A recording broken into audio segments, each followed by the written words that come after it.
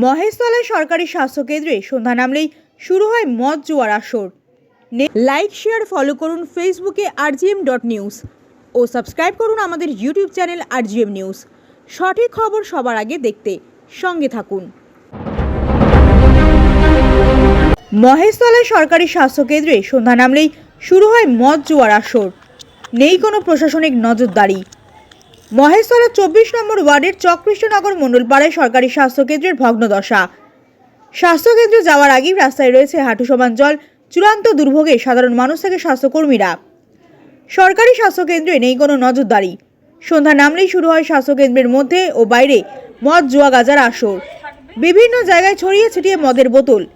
মহেশতলার প্রসূতি মহিলাদের কথা ভেবে বাম আমলের প্রসূতি বিভাগের জন্য তৈরি হয় বিল্ডিং তৈরি হওয়ার 15 বছর কেটে গেলেও আজও শুরু হয়নি তারও ভগ্নদশা।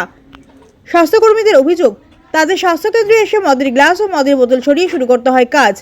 দীর্ঘদিন ধরেই চলছে এই ধরনের অসামাজিক কাজকর্ম। তারা একাধিকবার প্রশাসনকে জানিয়েও বন্ধ হয়নি এই স্বাস্থ্যকেন্দ্রে মদ জোয়ার আসর।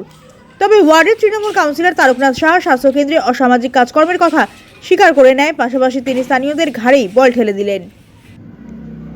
মহেশতলা থেকে শেখ মনির রিপোর্ট, rgm নিউজ। হাসপাতালের ভেতরেও ওদেরকে হ্যাঁ, কি দেখেছেন আপনারা? মদের বোতল নিয়ে জল খাচ্ছে, জলের বোতল, মদের বোতল, গ্লাস, এমনকি ছেঁড়া যত রকমের আমাদের ওষুধপত্র সব পড়ে আছে, আমরা নিজেরা এসে গুছিয়েছি। এখানে বমি করা হাসপাতালের ভেতরে? হাসপাতালের মধ্যেই। কোনো নিরাপত্তা রক্ষী? না, এই তো অবস্থা, পুরো ভেঙে সব করেছে।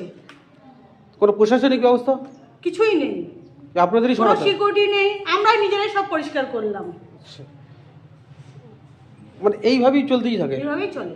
পেশেন্ট আছে? হ্যাঁ, পেশেন্ট আসে, ডাক্তারবাবু আসেন, পেশেন্ট আসেন, এরকম ভাবেই আসে, কিন্তু কাজ হয়। কিন্তু এখন তো 12টা বেজে গেছে, কোনো ডাক্তারের দেখা নেই। ডাক্তারবাবু আসেন, চলে আসেন, হয়তো আজকে কোনো কারণে দেরি হচ্ছে, যাই। হাসপাতালে আসেন, এই যে হাঁটু সমান জল, হ্যাঁ, কতটা অসুবিধার মধ্যে পড়ে? আপনি তো বুঝতেই পারছেন, এখনো যদি এরকম জল থাকে তাহলে আমরা কিভাবে এখানে কি পরিস্থিতির মধ্যে আমরা আসি।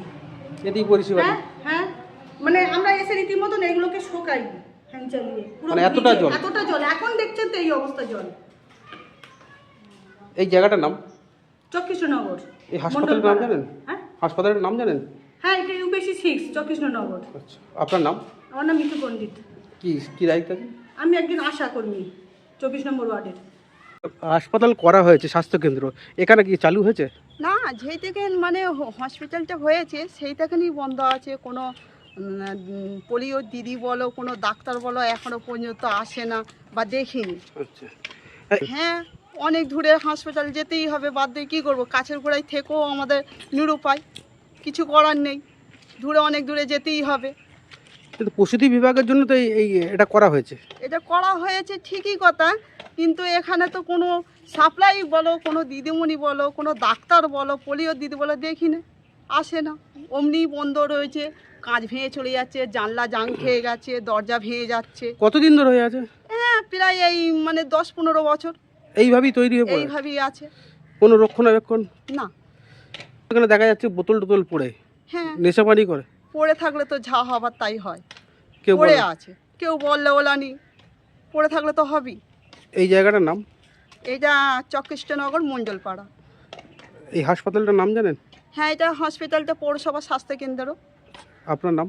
আমার নাম মোমেনা খাতুন। স্থানীয় বাসিন্দা? হ্যাঁ, স্থানীয় বাসিন্দা। মহেশতলা পৌরসভা 24 নম্বর ওয়ার্ডে বামফ্রন্টের পৌর বোর্ডের সময় যে স্বাস্থ্যকেন্দ্র তৈরি হয়েছিল, সেই স্বাস্থ্যকেন্দ্রের বেহাল অবস্থা আপনারা ইতিমধ্যেই দেখিয়েছেন। আমরা CPIM-এর পক্ষ থেকে এর আগেও বলেছি যে ওই স্বাস্থ্যকেন্দ্রে মানুষ কোনো স্বাস্থ্য পরিষেবা পান না। রাত্রিবেলা ওখানে অসামাজিক কাজকর্ম হয়। বামফ্রন্টের পৌর বোর্ড একটা প্রসূতি বিভাগের ইনফ্রাস্ট্রাকচার তৈরি করেছিল।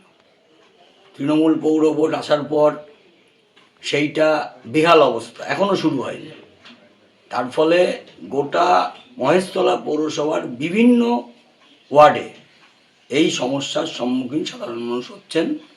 আমরা তৃণমূলের পৌর বোর্ডের কাছে এর আগেও CPIM-এর পক্ষ থেকে বহুবার ডেপুটেশনে এই কথাগুলো হাজির করার চেষ্টা করেছি, কিন্তু তারা কোনো কর্ণপাত করেনি। তার ফলে সাধারণ মানুষকে নিয়ে রাস্তায় নেমে এর প্রতিবাদ করা ছাড়া কোনো বিকল্প পথ নেই।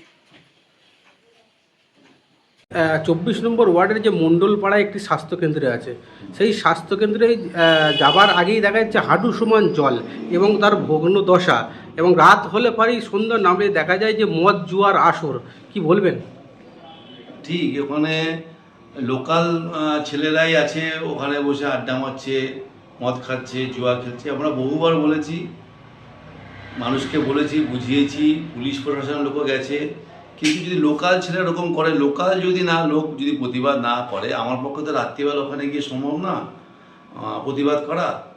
কিন্তু সন্ধ্যা নামলেই তো প্রতিদিনই জুয়ার আসর বসে। একদম একদম ঠিক, এটা অস্বীকার করার কিছু নেই, কিন্তু লোকাল ছেলেরা এসব করছে, বাইরে কেউ আসছে না। এই যে হাসপাতালের ভগ্ন দশা, এটা ভেঙে আছে, আমিও বহুবার বলেছি, কিন্তু যেহেতু ওইখানকার পরিবেশের খারাপ বলে কারোর ইন্টারেস্ট না যে এই কাজগুলো করা, কারণ সত্যি ওখানকার অবস্থা খুব খারাপ।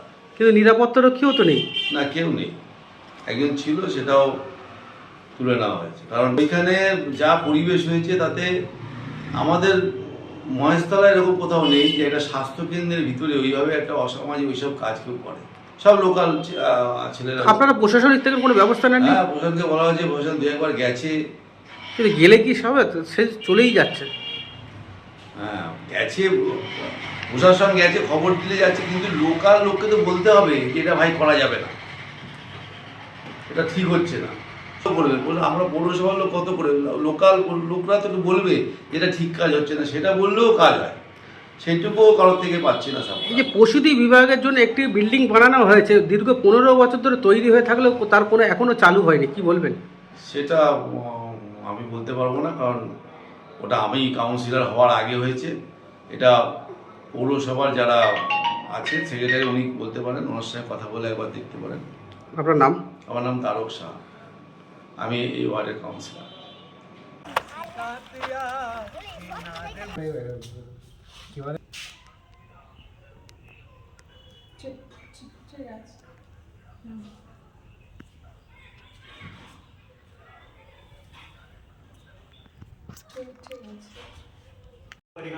সমস্যা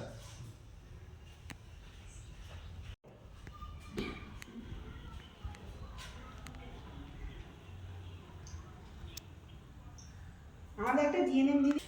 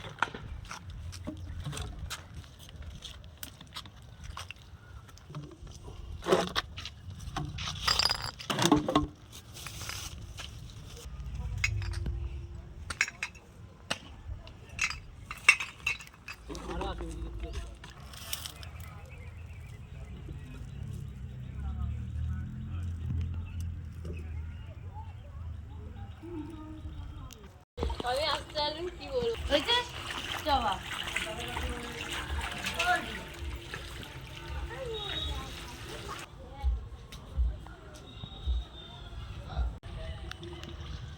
এই যে মণ্ডলপাড়ার যে স্বাস্থ্যকেন্দ্র, স্বাস্থ্যকেন্দ্রে যাবার আগে দেখা যাচ্ছে হাঁটু সমান জল, কি বলবেন?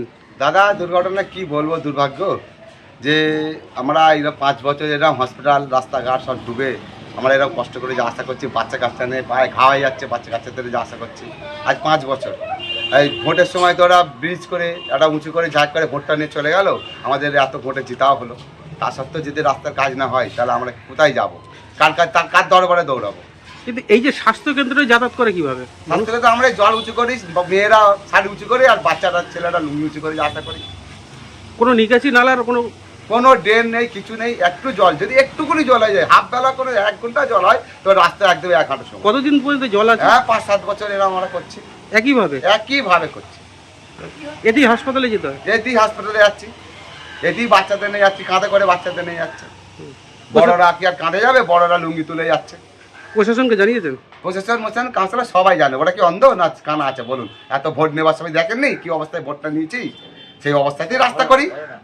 এতদিন ভোট হয়ে গেল, সব হয়ে গেল, আমাদের প্রার্থী জিতেও গেল, কিন্তু সেই দুর্ভোগ রয়ে গেল। এই দুর্ভোগটা আমাদের হয়ে গেল। আপনার নাম? আমার নাম শেখ সাহাবুদ্দিন। এই জায়গাটার নাম? এটা হচ্ছে 24 নম্বর ওয়ার্ড, এটা চককৃষ্ণনগর মণ্ডলপাড়া।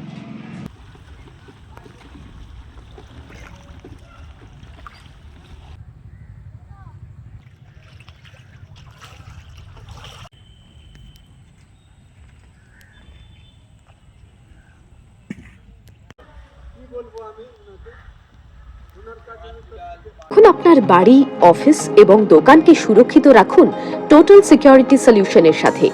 আমরা বিভিন্ন নামি দামি ব্র্যান্ডের সিসিটিভি ও সিসিটিভি সংক্রান্ত যাবতীয় অ্যাক্সেসরিজ বিক্রয় করার পাশাপাশি সার্ভিসও প্রোভাইড করে থাকি।